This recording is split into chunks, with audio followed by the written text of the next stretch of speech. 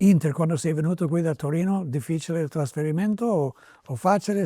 Sì, un po' difficile perché comunque l'Inter è la squadra che ho sempre tifato, quindi c'era una parte emotiva molto, molto importante, quindi sai, indossare e onorare la squadra per cui tifi non è come indossare un'altra, c'è qualcosa di diverso, no? No. E quindi se non riesci a trovare quell'equilibrio giusto rischi a volte di far prevalere la parte emozionale con quella razionale.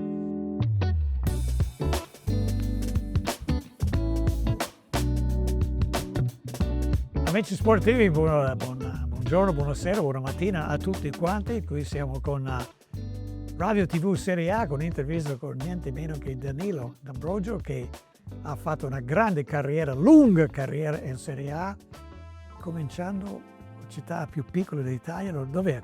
Caivano. Mi deve spiegare, Danilo, dove nel mondo c'è Napoli, no? Sì, buongiorno a tutti innanzitutto. Sì, provincia di Napoli è un paesino della provincia. Ma tu sei da lì? Io sono cresciuto a Caivano, sì. Nato a Napoli, cresciuto a Caivano fino all'età di 13 anni. Poi a 13 anni sono andato molto presto via di casa per inseguire il mio sogno. Che era ovviamente diventare un calciatore. Era ovviamente diventare sì, un giocatore di calcio. Passi importanti che hai fatto alla 13, cioè, a quell'età lì. Io mi ricordo a me a 13 anni uno mi avesse detto di uscire da casa a diventare anche un giocatore di baseball, che era il sogno per noi ai tempi, non avrei saputo fare. Com'è stata questa esperienza per te? È stata piuttosto dura all'inizio. Ritornando alla parte iniziale della sua domanda, io adesso sono genitore, quindi ho 2 bambini di 6-8 anni. Se mi dovessi immaginare di lasciare andare i miei figli a 13 anni mi vengono i brividi, quindi non so con quale coraggio hanno fatto questa scelta i miei genitori ormai più di 20 anni fa, però è grazie al loro coraggio e ai loro sacrifici che poi sono diventato quello che sono diventato. All'inizio è stato difficile, mi ricordo il primo giorno che sono arrivato nel convitto di Salerno, dove io ero stato preso dalla Salernitana, comprato dalla Salernitana. Con il tutor e il direttore facciamo il giro delle camere e del convitto. Una volta che i miei genitori mi volevano salutare, e avranno percepito la mia difficoltà e mi ricordo testuali parole: se non ce la fai torniamo a casa. E io il mio stato d'animo era combattuto, no? Magari all'esterno dimostravo di voler tornare a casa, di riabbracciare i miei cugini, i miei amici, rivivere comunque quella vita di sempre, quindi vicino alla mia famiglia, e dall'altra parte dentro avevo quella voglia di arrivare. E con difficoltà e con occhi lucidi ho detto ai miei genitori: no, ce la faccio, resto qui. E quindi da lì è partito il cammino. Allora, il passo dopo dove è stato? E il passo dopo è stato alla Fiorentina. Mi ricordo che prima di arrivare alla Fiorentina c'era stato un periodo che io venivo adocchiato da alcune squadre inglesi e dovevo andare a giocare. Quale squadra inglese? Il Chelsea, dai. Ok. Il Chelsea, però mio padre e mia madre mi dissero: non pensiamo adesso all'aspetto economico, perché subito mi facevano 3 anni di contratto con cifre abbastanza importanti, e mi dissero: non ti preoccupare, pensa al cammino, se la solita frase, se sorrose fioriranno. Ora pensa a divertirti, pensa a giocare, il tuo percorso è appena iniziato. E quindi andai alla Fiorentina, quindi senza contratto, perché la Fiorentina di allora, ai classi 88 che sono io, Pantaleo Corvino, non stipulava il contratto. Arrivai nel ritiro ad agosto e dopo 2 mesi mi chiamarono e dissero: bene, facciamo un'eccezione, ti facciamo un contratto minimo federale perché vediamo che la sostanza c'è. Quindi anche allora i consigli dei miei genitori furono giusti, perché magari avessi percorso un'altra strada non sarei arrivato qui dove sono oggi. Hai detto tu la frase chiara: bisogna giocare, Sì. non far panchina. Nel basket io dico a genitori, giocatori, società, general manager, scout, manager, eccetera, piuttosto giocare, sopra nel basket, giocare a un giocatore, giocare 35 minuti a partita nel campionato di Lussemburgo, il peggior di Europa, che 5 minuti a partita in Eurolega è il campionato più forte, perché i minuti contano, cioè proprio se tu sei in campo, fai le cose importanti, ti abitui a stare in campo, a sviluppare le cose. Quindi hai fatto la scelta per me perfetta, che anche i genitori con ottimi consigli. Dopo la Fiorentina?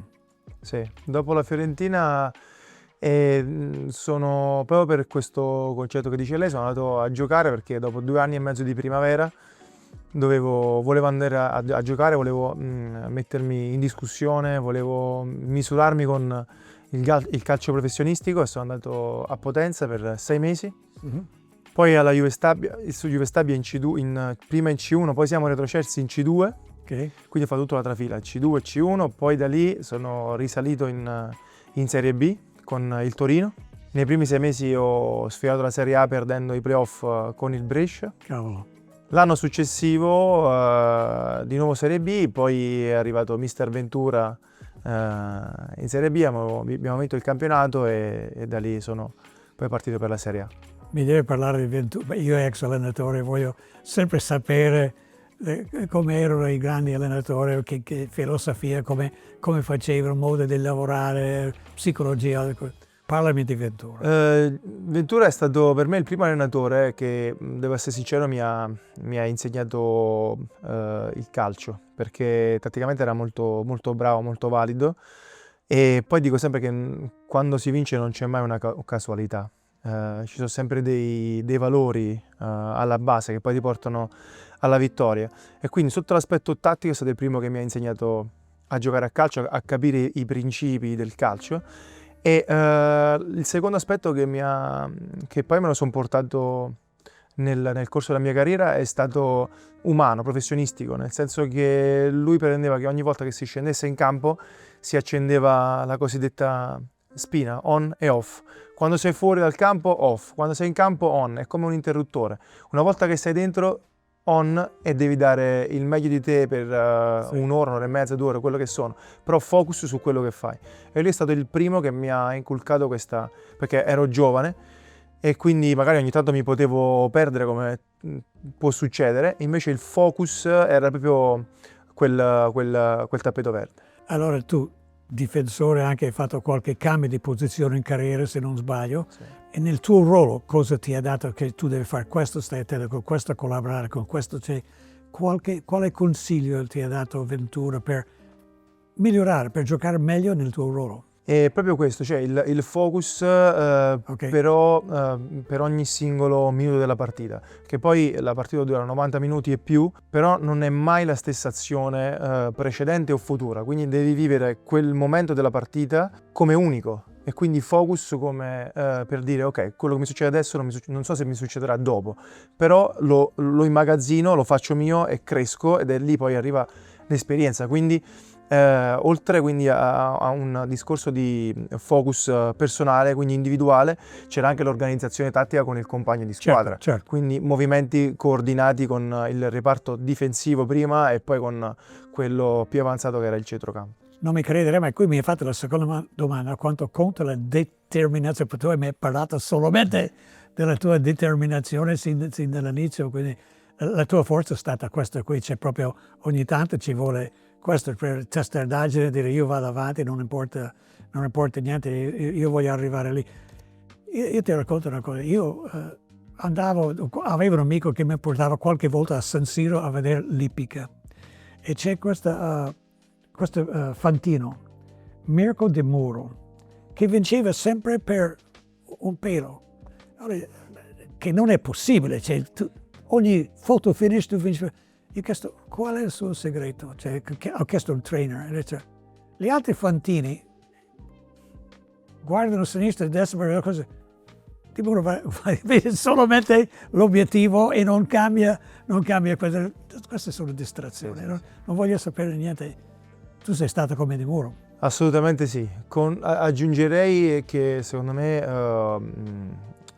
personalmente vedevo l'obiettivo, quindi mi focalizzavo sull'obiettivo, però nel mentre per migliorare devi anche vedere quelli che sono meglio di te, per cercare di apprendere quelle che possono essere le cose migliori da fare. Esempio, chi? Ma io nella mia carriera ho giocato con giocatori forti, no? Parlo di adesso, attualità, ma magari Lautaro, Barella, anche Palacio, che tra l'altro ama il basket, era un giocatore che aveva il timing perfetto, e quindi io cercavo sempre di apprendere un po' da tutti. Edin Dzeko, Sanchez, Mkhitaryan,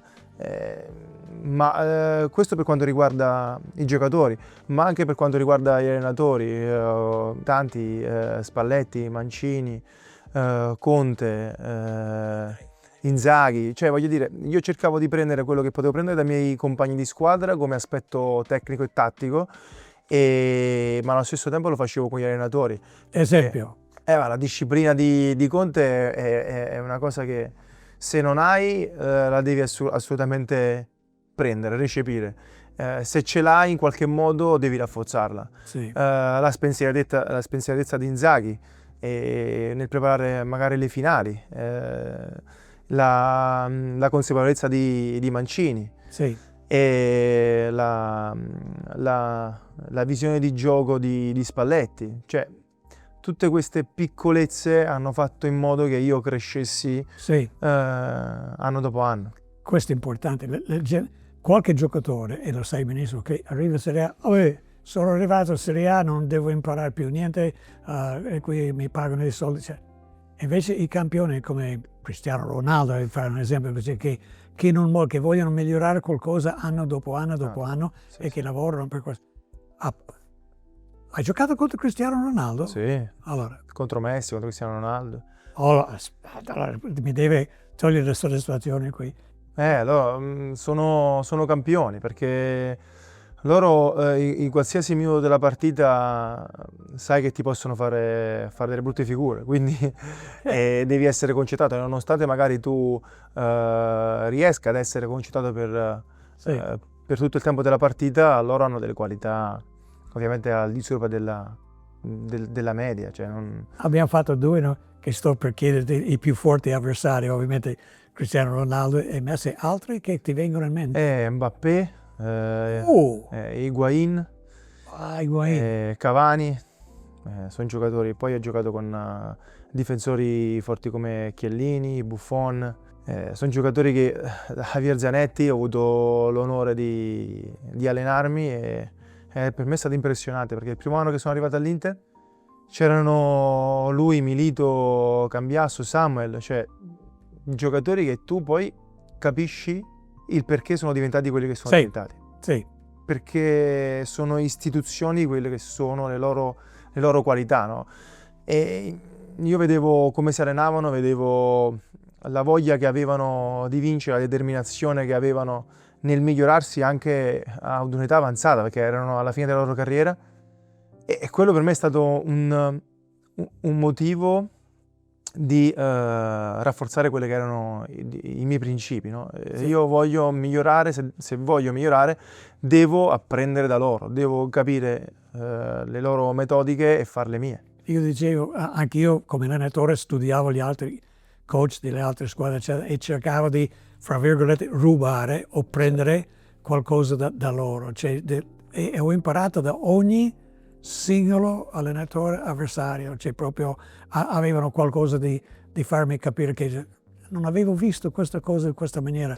Per me alla base di questo ragionamento qua c'è l'umiltà. Sì. Perché chi è umile riesce ad analizzarsi nel migliore dei modi, in maniera sincera però. Sì. Che è un conto quello che facciamo vedere, però è un conto che è quello che poi siamo noi con noi stessi. Quindi l'umiltà è alla base di ogni analisi sincera, ed è quello che è stato secondo me il mio segreto, e lo sarà anche per la seconda parte della mia vita. Sì. Torniamo indietro un attimo a Torino. Cioè, ovviamente sono arrivato in Italia nel 73, anni dopo il famoso incidente di Superga, che ovviamente tipo Manchester United, che ha avuto la stessa cosa. Quindi e un po' la Philadelphia, Torino, il Toro, poi conosco Urbano Cairo, che è proprietario adesso, e altre persone che erano tifosi del Torino. Quando una società ha questa grande tradizione indietro, vuol dire qualcosa. E tu quando hai messo quella maglia per giocare per Torino, che impatto che ha avuto? Lo vivi quella forte emozione, quel forte tifo, quel forte amore che hanno avuto i tifosi del Torino, Sì. per la storia del Torino, per la squadra del Grande Torino. Quindi tu vivi e percepisci questo amore, questo affetto e questo tifo del popolo granata. Ed è un vantaggio come uno svantaggio, perché vestire la maglia del Torino non è semplice. No. Quindi far capire questa grande aura che c'è nel club non è una cosa da sottovalutare. E io ogni volta che andavamo a Superga era qualcosa di emozionante, anche il percorso che facevamo, e quando il capitano legge i nomi è qualcosa che ti rimane dentro. Per questo dico che secondo me andrebbe analizzata e vissuta di più ai calciatori di oggi. Sì. Per farli vivere quegli attimi, ma per farli diventare loro e di conseguenza per avere anche delle performance migliori, perché quando tu conosci una storia, quando tu sei in un posto e sai cosa c'è dietro, riesci a riconoscere il percepito e riesci a fartelo tuo e quindi a giocare con una voglia diversa. Ecco. Sai, racconto uno di me adesso, che la gente ci vede, io allenatore, tu giocatore, loro non pensano ad altri, invece ci pensiamo a cose e nella parte retro della nostra cervello. Io quando sono arrivato a Milano, sai, il mitico allenatore anni prima di me era Cesare Rubini, una leggenda, più grande figura mai nella storia del basket italiano, 15 scudetti con Olimpia Milano.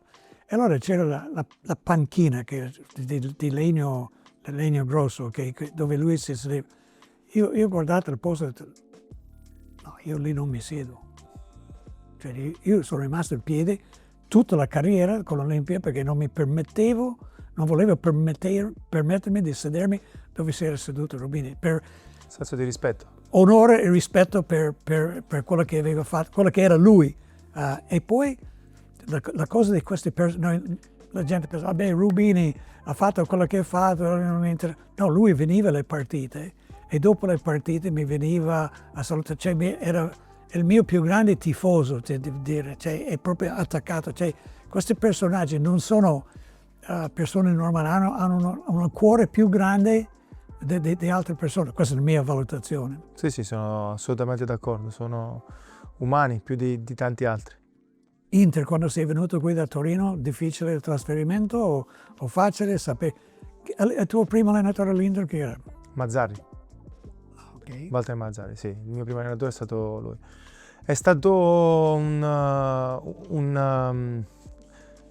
sì, un po' difficile, perché comunque l'Inter è la squadra che ho sempre tifato, quindi c'era una parte emotiva molto, molto importante, quindi sai, indossare e onorare la squadra per cui tifi non è come indossare un'altra, c'è qualcosa di diverso, no? No. E quindi se non riesci a trovare quell'equilibrio giusto, rischi a volte di far prevalere la parte emozionale con quella razionale. E quindi all'inizio è stato un pochettino difficile, anche perché San Siro, 80.000 persone, il blasone, poi quegli anni lì non erano anni facili, erano anni difficili dove le performance sportive non erano ottimali, non come adesso, quindi era anche una fase di ricostruzione. Sì.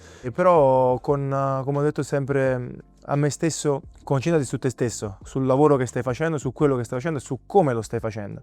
Se tu sai che stai dando il 100%, i risultati arriveranno. E quindi mattoncino dopo mattoncino, passo dopo passo, sono poi arrivato a restare all'Inter per 10 anni, che non è una cosa facile. Abbiamo parlato di Spalletti e Conte, che l'hai avuto all'Inter, ok? Sì. Quindi 2 anni Spalletti e 2 anni Spalletti e 2 anni Conte. 2 anni Conte. Prima Spalletti e... Sei andato da Polo Nord a Polo Sud, cioè, per approccio. Sì, diciamo che Spalletti ha iniziato un pochettino quella che è la ricostruzione Sì. dell'Inter. Prima c'era stato anche una grande persona, secondo me, che è un grande allenatore, che è Pioli, Stefano Pioli. Come no? È un grande allenatore anche lui, e lui già aveva iniziato a mettere quelle che poi sarebbero state le basi consacrate da altri allenatori. E Spalletti ha iniziato a dare delle linee ancora più dure. Siamo arrivati in Champions dopo tanti anni che l'Inter non riusciva ad arrivarci, e nei 2 anni che siamo arrivati, ci siamo arrivati all'ultima partita del campionato per tutti e 2 anni di fila. Quindi è stata sudata fino all'ultimo. E poi è arrivato Conte, che il primo anno di Conte non siamo riusciti a vincere il campionato, a pochi punti dalla Juve, però siamo arrivati in finale di Europa League. E secondo anno però, il secondo anno abbiamo vinto il più campionato. grande soddisfazione della tua? Più grande, sì, è stata una grandissima soddisfazione. Vincere il trofeo con l'Inter dopo tanti anni è stato veramente emozionante. Purtroppo quel periodo era il periodo del Covid, quindi non siamo riusciti a festeggiarlo appieno con i nostri tifosi, cosa che poi hanno fatto dopo con la seconda stella, che ho visto. Ho vissuto da tifoso quello che poi avrei voluto vivere in parte anche da calciatore, però è stato emozionante anche da tifoso. Io lo so, per te, mi immagino che è più o meno uguale. Vincere lo scudetto, uno dice: cosa pensa D'Ambrosio, cosa pensa Peterson? Siamo felici per noi ovviamente, però prima di tutto siamo felici per gli altri. È una cosa, cioè, diventiamo, se siamo generosi, dove sono le persone che possono abbracciare per quello che abbiamo fatto? Cioè, infatti, se nella mia carriera dovessi dire un rammarico che ho è quello là, di non aver detto questo concetto, quindi non aver espresso questo concetto nella finale di Europa League tra primo e il secondo tempo, dove eravamo allo stadio con 1000 persone, perché avevano appena dato la possibilità a 1000 persone di vedere la finale, le partite, e quindi non avevamo famiglia, non avevamo nessuno, sapevamo che ovviamente erano davanti alla televisione, ma non erano lì a sostenerci. Non ho avuto quel coraggio di trasferire quell'emozione che avevo ai miei compagni di squadra, per far capire loro quello che era il mio percepito, no? Di dire: siamo qui, non ci concentriamo solo su noi stessi, concentriamoci per regalare una gioia a chi in questo momento non c'è, figli, moglie, nonni, zii, genitori, fratelli. Giochiamo anche per loro, perché poi in effetti, come dice lei, è stata una gioia circoscritta, è più grande sicuramente quella che regaliamo agli altri, che quella che viviamo noi stessi. Esatto, è una cosa esterna, cioè proprio nell'87, nella mia Olimpia, abbiamo vinto la Coppa dei Campioni contro Maccabi Tel Aviv, allora è un pandemonio. Allora io volevo abbracciare qualcuno, purtroppo c'era solamente il mio vice allenatore, Franco Casalini, no? E allora abbraccio Franco. Franco voleva abbracciare una bella donna, invece c'è solamente tu, quindi, però è questo che vogliamo veramente ringraziare tutti, anche i magazzinieri, tutto quello che hanno fatto parte del lavoro, perché tutti si sentono veramente una parte della cosa. Anni fa, quando ero giovane, un allenatore del mio liceo, sai come chiedi parere al coach maestro, e ho detto: coach, un consiglio per la carriera. E lui mi ha detto: Dan, prima cosa, fare amicizia con il custode della palestra. La persona meno consistente. E tu sai che ogni posto che sono andato ho fatto amicizia con il custode della palestra, perché ti insegna qualcosa, anche lui fa parte della squadra, anche lui gioisce quando tu vinci, quindi lui fa parte. E io dico che io non sono stato un allenatore, sono stato un costruttore di gruppi uniti, di squadre. Questo è il lavoro principale, che molti pensano alla tecnica. Non è così, non è così. Come ha detto lei, nel calcio non c'è più nulla da inventare, no? No. Quindi quello che fa la differenza è come l'allenatore riesce a far percepire le sue idee ai giocatori. Hai detto che hai 2 figli, 6 e 8 anni? 6 e 8 anni. 2 maschi? 2 maschietti. Ok. Giocano calcio già? Tutte e 2, sì. Sì. Vogliono, soprattutto il primo ha un obiettivo ben preciso. Oh, ok. Sì, è quello di giocare all'Inter. L'altro ha l'obiettivo di giocare, però è ancora piccolino, si diverte. È ancora gioco?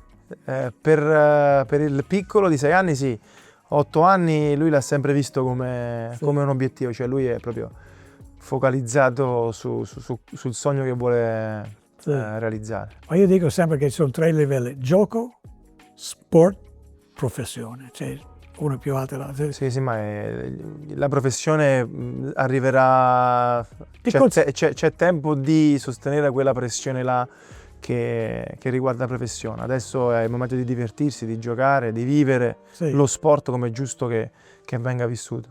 Appunto, che siamo entrati in questo qui, che ci vedono in questa trasmissione molti giovani, ok? Magari 6 anni, magari 8 anni, magari 10 anni, magari 12 anni, non so cosa. Consigli per loro per trarre il massimo del calcio e dello sport. Devono vivere il momento al 100%, però io faccio sempre una distinzione, proprio come educazione ai miei figli. Dico loro sempre che ci sono momenti della giornata, momenti della vita. Per fare in modo che poi crescano nel migliore dei modi, devono vivere al pieno quel momento e quell'esperienza. Gli dico sempre divertitevi seriamente. Bravo. Cioè, cosa significa? Questo è bellissimo. Sembra una cosa che può andare in contrasto, ma in realtà non lo è, secondo me, perché te lo devi portare a scuola come in qualsiasi sport, che sia calcio, basket, tennis, qualsiasi sport. Ti devi divertire seguendo i principi, le regole, e questo è il concetto. Poi ci sono momenti della giornata dove tra fratelli vi divertite, giocate e non imparate. È giusto che non imparate, però quando c'è da imparare vi dovete divertire, ma imparare. Sì. Altrimenti perdete del tempo. Il tempo è prezioso, questo gli dico io. Questo è il consiglio che do pure ai ragazzi che ci stanno seguendo. Anche per gli allenatori che hanno il settore giovanile, se proprio nel basket mi arrabbio con quelli che sgridano, voce alta con i bambini. No, il bambino deve uscire dal tuo palestra con un sorriso che parte da qui e finisce qua con amore nel cuore per te, i compagni della squadra. Quindi anche loro hanno un ruolo fondamentale. Stanco ma felice deve uscire. Come? Stanco ma felice deve uscire. sì. Esatto. Adesso hai concluso la carriera, ok? Quindi adesso, come dicono, si comincia la seconda vita. Io finita la carriera di allenatore, ho fatto giornalista, telecronista, le cose così. Progetti adesso? Cosa c'è? Il progetto, diciamo che è già da qualche anno che sto mettendo in piedi delle diverse idee che ho io, e a me piacciono molto i ragazzi, piacciono molto i bambini, mi piace trasferire loro quella che è stata la mia esperienza da bambino, da adolescente, e adesso che sono padre di 2 bambini, anche quell'esperienza lì può essere utile a loro. Quindi i miei prossimi obiettivi sono quello di raggiungere un ruolo che mi permetta di poter essere utile a questi ragazzi in questi termini qua. Domanda, perché stiamo toccando un argomento importantissimo anche in America, così, che chi finisce lo sport improvvisamente non gioca più. Oddio, è uno shock, ok? No. Per te non è stato uno shock? No, non è stato così, perché io diciamo che mi sono, e do un consiglio a tutti, di immedesimarmi in quello che può essere il futuro. Cioè, non dico di prevedere il futuro, ma ognuno di noi sa cosa vorrebbe fare dopo aver terminato qualche cosa. Quindi io nel corso dell'anno mi sono immaginato quello che avrei voluto fare e piano piano l'ho costruito. Certo, ci vuole tempo per realizzare dei progetti, degli obiettivi.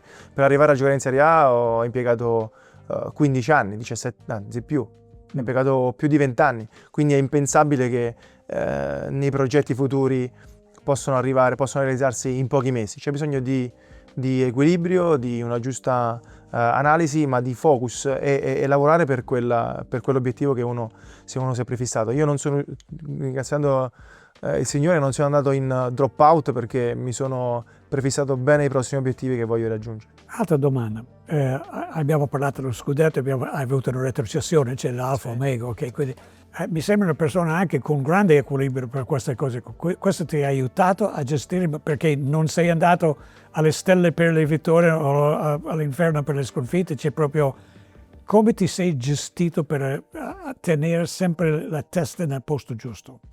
Mi sono gestito con l'equilibrio, ma l'equilibrio va alimentato, va creato, e come ho detto prima, alla base di questo c'è un'analisi di se stessa ma sincera, sempre, giorno dopo giorno.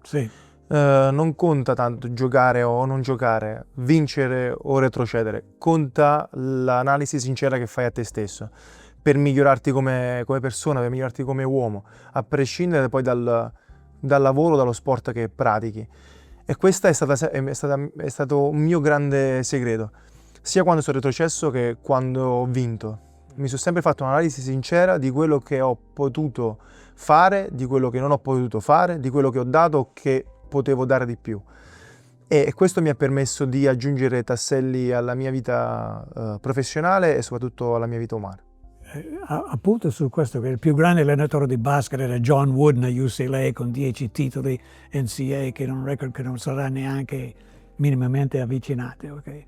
E lui ha detto che più difficile che vincere è dare il meglio di te stesso, cioè proprio di esprimere veramente al massimo.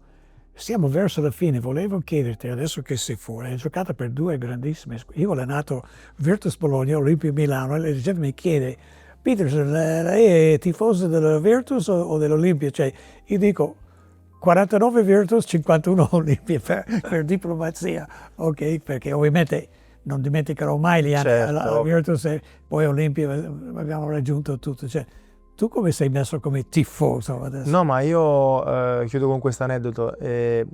Ovviamente in tutte le squadre dove ho giocato, per il senso di appartenenza che ho dato loro, ho sempre dato il 100%, quindi tutte mi sono rimaste dentro. Poi è normale che alcune, anche per quando sono successe delle cose, mi sono rimaste più dentro, come può essere la Juve Stabia o il Torino. Però io quando ero al Torino ero già tifoso dell'Inter da sempre. Ah, va? Sì, da sempre. E cosa è successo? Che l'Inter giocava a finale di Champions League e io ero in ritiro con il Torino. Il primo tempo lo guardo insieme a tutta la squadra, il secondo tempo mi richiudo in camera, l'adrenalina, l'ansia della partita, della finale di Champions. Quando finisce la partita, quindi ero in camera da solo, mi alzo da solo davanti alla TV e a me stesso dico: è lì che voglio andare a giocare. Non è una cosa per raccontarla, è la realtà. Sì. E quindi ho focalizzato quello che poi avrei voluto ottenere e l'ho ottenuto con il sacrificio, con il sudore, con la costanza, con la determinazione, e sono arrivato dove volevo arrivare, nella squadra per cui ho sempre tifato. Io sono andato in America, aveva appena, nel 78, aveva appena preso l'Olimpia Milano e dovevo andare a Texas, a San Antonio, a vedere una lega d'estate lì. E c'era Doug Moe, allenatore di San Antonio, che ospitava, sapeva che era Doug Moe, aveva anche giocato in Italia con Padova, famoso ex giocatore. Allora avevo un problema, come mi presento a Doug Moe? Mi scusi signor Moe, non posso, Doug, non posso, solo David, no. Ogni pensiero facevo 2 o 3 passi in avanti, improvvisamente mi trovo davanti a Doug Moe, che quando lui giocava a Padova, Milano si chiamava Simmenthal, un nome leggendario, che ho detto Doug, Dan Peterson, coach, Simmenthal, Milano, cioè ci viene fuori, no? Sì. Proprio, è una cosa naturale. Fa parte di noi, non ho bisogno della stemma qui, è parte, lo sanno. E tu hai anche questa stessa sensazione, lo so. Sì, anche io, è il senso di appartenenza, no? Che poi è quello che anche ti fa voler bene, apprezzare dai tifosi della squadra. Io non è un caso che in tutte le squadre dove sono andato comunque sono sempre stato apprezzato per il mio impegno, la mia passione e la mia costanza. Danilo, è stato un grande piacere averti qui con noi a Radio TV Serie A, veramente una bella puntata. Qualche lezione per qualche allenatore, qualche ragazzo giovane, amici sportivi, per oggi è tutto. Ciao!